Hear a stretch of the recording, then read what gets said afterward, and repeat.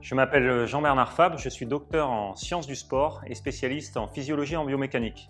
Mes travaux portent essentiellement sur les interactions entre l'homme et les technologies et la performance attendue de la combinaison des deux. Alors là, vous vous trouvez dans notre centre d'expertise qui sont sur les Champs-Élysées à Paris. On en a deux, on en a un autre à Aix-en-Provence. La particularité de ce lieu, c'est que vous allez y trouver un département santé à l'intérieur duquel il y a 9 kinésithérapeutes et un médecin. Et puis un département sport où on a des spécialistes de la préparation physique qui sont issus des clubs professionnels, on en a 3. Et pour faire le lien entre le sport et la santé, un laboratoire d'analyse du mouvement humain. C'est vrai que le BFR, c'est tout à fait intéressant parce que c'est une technologie qui existe depuis des années, mais qui depuis une petite dizaine d'années fait l'objet de tout un tas de travaux scientifiques, notamment en matière de rééducation. Mais ce qui est très nouveau, et notamment ça nous vient des États-Unis, c'est que les Américains l'utilisent beaucoup en préparation physique. Et donc, tout naturellement, avec notre département recherche, il y a quelque temps, on s'est posé la question, et comment on pourrait inclure cette technologie dans les stratégies de préparation physique ou de rééducation des athlètes. Et puis, donc, on a fait, comme d'habitude, comme des scientifiques, on a fait de la revue de littérature, on a appris à comprendre. Et c'est à ce moment-là que je suis tombé sur la MADUP technologie.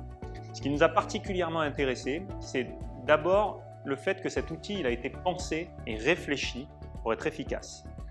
J'entends par là que un des écueils quand on lit les travaux scientifiques en ce qui concerne l'efficacité qu'on soit en rééducation ou en préparation physique, c'est notamment le contrôle de l'occlusion. C'est l'élément déterminant pour avoir des effets. Le MADUP est le premier outil, à ma connaissance, qui permet d'avoir un retour en ce qui concerne ce paramètre. Pour des gens comme nous qui aimons manipuler la science et l'entraînement, c'était l'objet rêvé. Alors, c'est un outil qui est extrêmement transversal.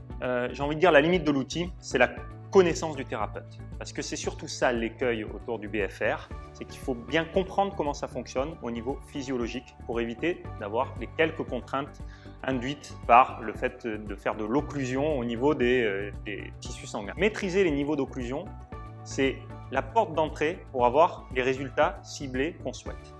Encore une fois, sans ce paramètre-là, on ne peut pas contrôler la charge de travail.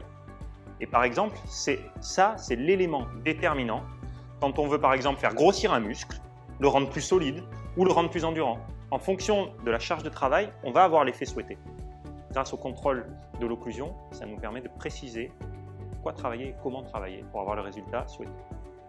Alors le MADUP Pro, ici, nous allons l'utiliser de plusieurs façons. La première, c'est quand même de pouvoir accompagner les gens pour qu'ils arrivent à recréer de la masse musculaire sans que ça soit perçu comme trop difficile.